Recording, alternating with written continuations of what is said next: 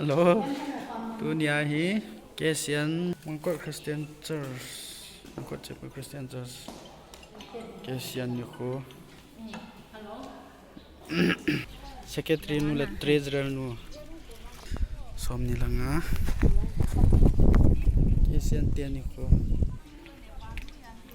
Mi hong pan tan. Lung hal mam dia he tu ni kum sa ni le som ni langa. Mangkok Chapel Kesian tian yuko. A ball thupi dan dan. Gambi la gam kaya sanga thupi zo aman ku no. Dan dan chum tar vlog ball tar kha ve. Lim che kam han he man ni.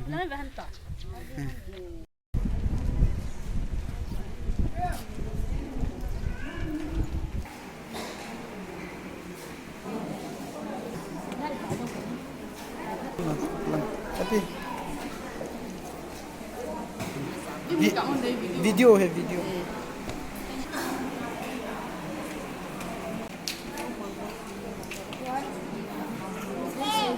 đây nó